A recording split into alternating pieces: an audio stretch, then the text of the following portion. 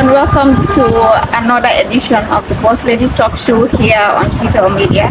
I am Halima Tusise, and today I have my sister here, Sally Jarju. Sally, how are you? I'm okay, Halima too, and you? I'm fine, thank you. Good to be on your show. Thank you.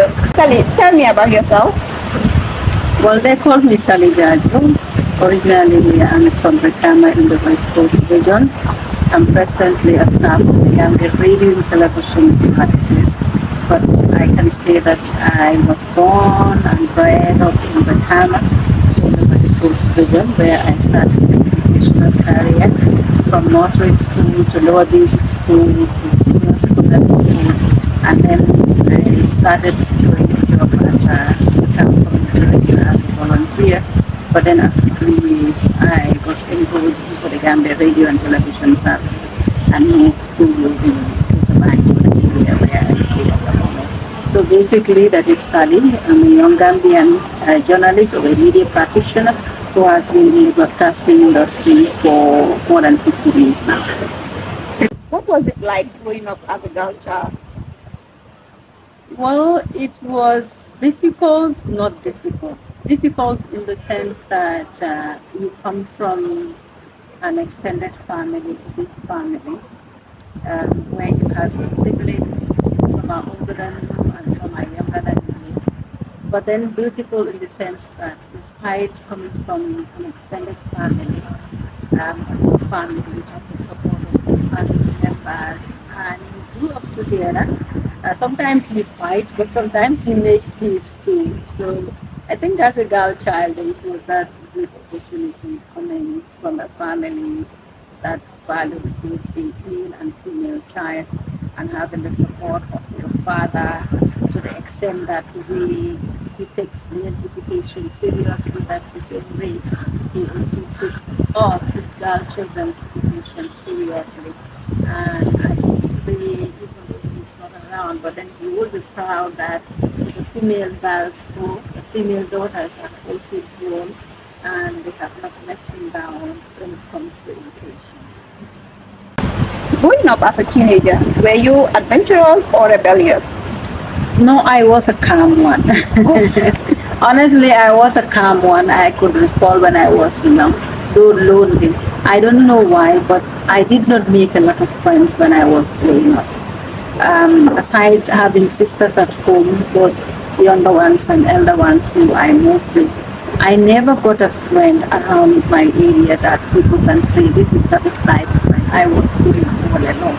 I don't know why that. I can't explain it because the notion is that every girl child would have an intimate friend that you move around with, share certain things with. But for me, that was not the case. For me, it was school, home, and sometimes around the community a little bit.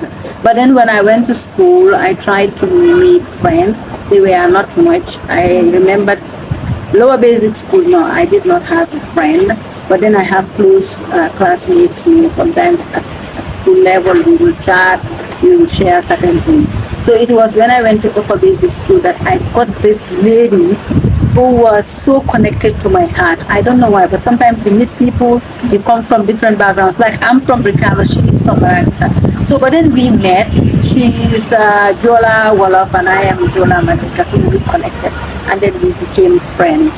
So that friendship went beyond school days, but then after our senior school, we all got married, and after some time she passed on, unfortunately.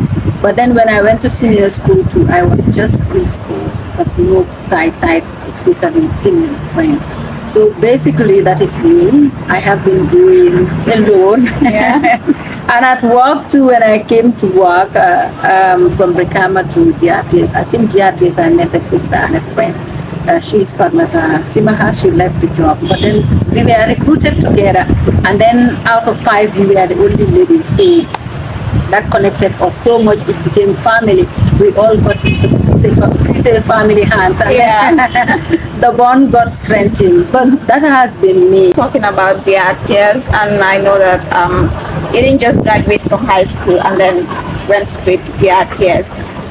There's a story behind how this whole journey of becoming a journalist started, and we would like to know.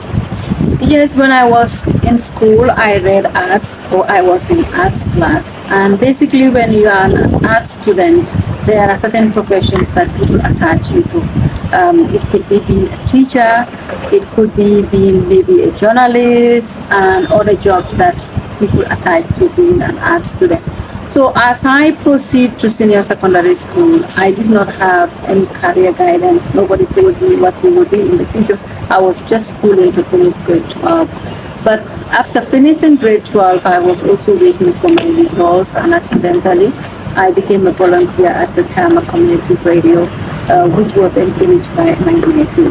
So when I started working at the Kama radio station, I fell in love with the job, being a communicator, talking to people, and then the feedbacks were positive. So I said, oh, this could be a good field for me. So having to grab some experience at the Kama Community Radio as a volunteer, I have been taken through how to do programs, how to interview, how to go around journalism at basic level. And sometimes when GRTS is organizing training programs for its staff, it will extend the invitation to community radios. By then there were 2 community radio stations, regional, which was instituted under the Women in Development Project to empower the voices of women.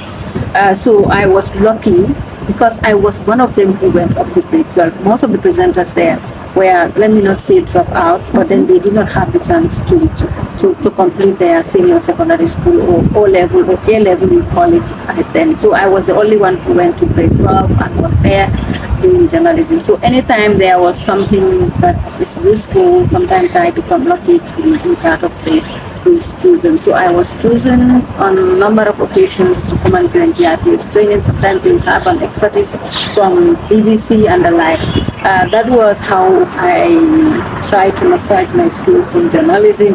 And with those certificates, when I heard that GRTS was looking for an announcer, I also tried my luck, and I was one of those lucky ones at the time. It was very difficult because our batch, they needed 5 people, and I could not account for the number of people who applied. But then I think I had an advantage because I was used to radio, even though at a smaller scale, and also because I had certificates that were through GRTS, so I was lucky to be enrolled. And because I speak different languages, which was also an advantage for the institution, they got me in. Since then, I have been here. I started as an announcer, and then I got promoted to assistant producer, senior producer. Now I am at my 5th level in 15 years, which is principal producer. My next step will be a manager. Inshallah, impressive. Some of us will say that the newsroom is like a battlefield. Some will say you are either patient or you have strategies so that you can survive or progress to the next level. How did you do it, being a female? Well, the newsroom is tough. Honestly, it is a tough place for everyone, but most especially for women. Because the dream of every girl is to, even though you want to be employed, but then you want to also have a family. So, but being in the newsroom dominated by men is challenging. Challenging in the sense that when you come to work, you don't know when you are going back home. Because especially as a young reporter, in the morning, almost every day, you do not have a day off. Unless if you are sick or you have other issues or you are on leave. But every day you have to come because there should be news. So you come sometimes in the morning before you go home, it is 10 o'clock or beyond that. That makes it very challenging. And of course, because news is something that is not like program. For a program, you can sit for days and program it, but news is something that you have. Sometimes you come in the morning, they assign you on a coverage. You come back from that coverage, you are also assigned in the afternoon, which requires a lot of patience, a lot of energy and the like. Sometimes it is very tiring for a woman to do that. And if you are not lucky to be in a supportive environment, like a male-dominated environment, like sometimes you don't have that support that you are required to do the job, that becomes very challenging. Because you come with your story, no one is there to craft it for you and massage the grammar and the like, because you are not an editor, you are a young person. Sometimes you have to wait for that editor who may not be at your disposal. Sometimes you have to beg and the like. So that makes it very difficult for a woman.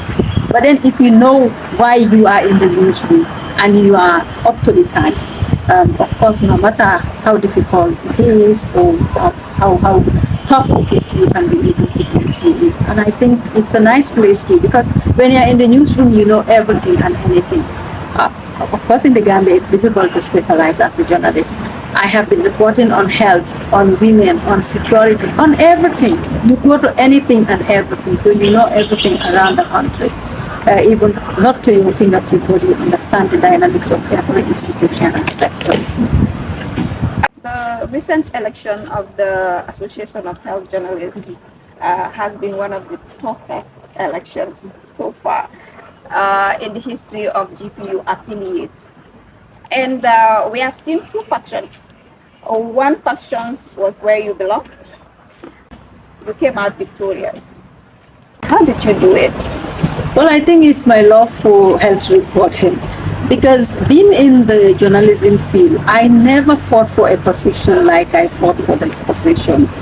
Honestly, when I started, when I was at Brikama Radio, I was doing everything. But when I came to GRTS, I met someone who encouraged me to at least have, even though I would be reporting on different issues, Uncle Ismail Senghor encouraged that I should have an area which is so connected to me, and I choose health. Since then, I have been doing health programs on radio, on television. So health has become part of my life. So when there was an opportunity for someone to be the president of the Health Journalists Association after the demise of the former president, may the soul rest in eternal peace. So we started, few of us started doing something to revive the association. But then before we conducted a major congress, we had that certain people too, whom I was not even familiar with the faces. Maybe they had an opportunity to report on health, but they met us in the field. So while we formed a WhatsApp group to put AOHJ back into its sound footing, we also had that some people wanted to hijack the association. So then we said, no, this cannot happen, because for us who have been there before, we know each other and we recognize each other. And in fact, we have been contributing towards the upliftment of this association. I don't think it is ideal for someone else who just joined or who may think that they have powers more than. So we tried to, first we tried to persuade the other group to join us. It did not work. So we tried to institute a congress. They did not respond, and we put the case to GPU. So it was when we put the case to GPU that we called for a dialogue, but then it was so tough that we all wanted to, yes, we all wanted the leadership, and we never wanted to surrender. The other camp never wanted to surrender, and we also said that no, if these ones who are just coming in don't want to surrender, why should we, who have been there over 15 years or over 10 years? So we stood firm. During our dialogue with the GPU, I was the one going there with another male counterpart.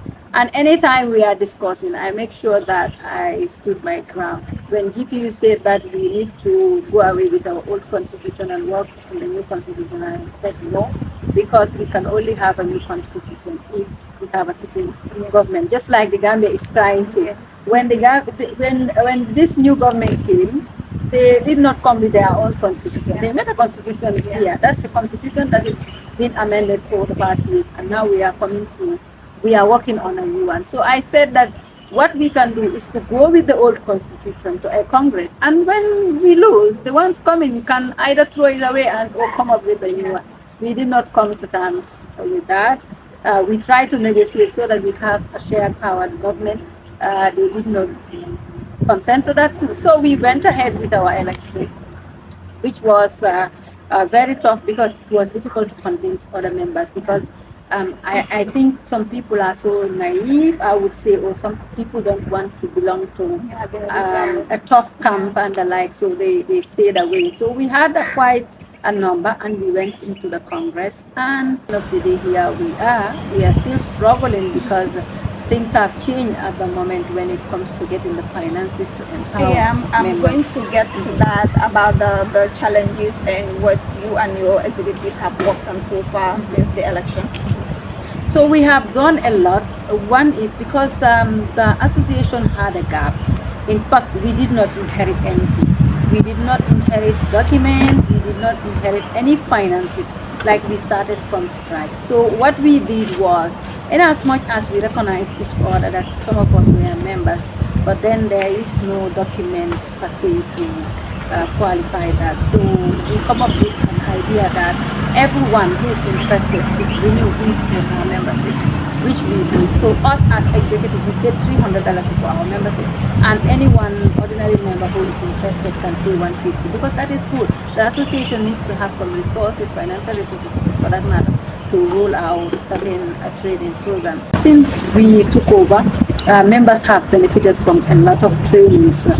Nutrition training. Recently, we had one on autism. We had trainings on FGM. We had trainings on NCD, that is non-communicable diseases, and we also had interface with the HIV program, the malaria control program, and even tobacco control program in the Gambia. Anytime they have activities, in fact, most of their activities are channeled through us so that we can liaise with our members to come and cover the activities. So we have a big event that we want to organize this year.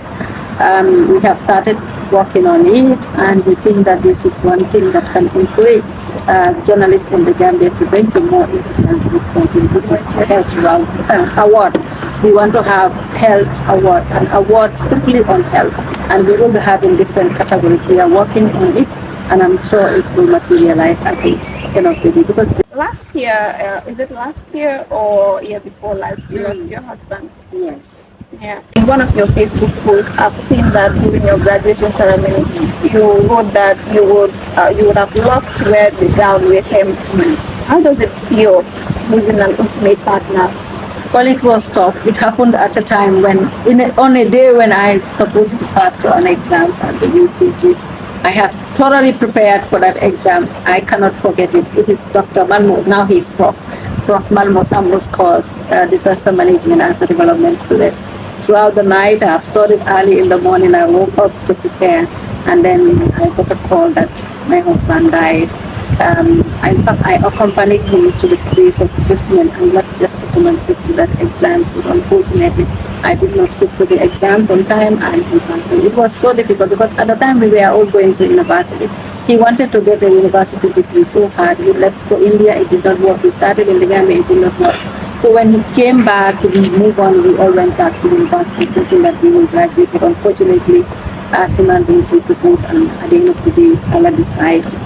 So for me, that was the best thing I could do for him, to dedicate that achievement to him, being someone so supportive, because a housewife, having to play different roles is difficult. Go to school, go to work, and still maintain your position. So for SM, that was something that I owe to him, and that is why I paid tribute to him when I graduated. And I obviously would want to see that he was the brain behind my that achievement. Aside my dad, who took me to school to get to that level. What would you like to tell young girls who are aspiring to join us in the newsroom? Well, let them be determined. If you have the opportunity to be a journalist, if you decide before you reach grade 12, make sure that you are a good reader, read everything. Make sure that you listen to radios, televisions, and look at how people do the thing. When you graduate from grade 12, if you have the opportunity, before you go to the university, go and get the professional skills, either Majak or University of the Gambia or anywhere that journalism is being offered. If you don't have that financial muscle, try to get internship or try to connect yourself to someone who can at least put you through. But then this is a noble profession. It is very rewarding because at the end of the day, we give voice to the voiceless. Sometimes people have their problems.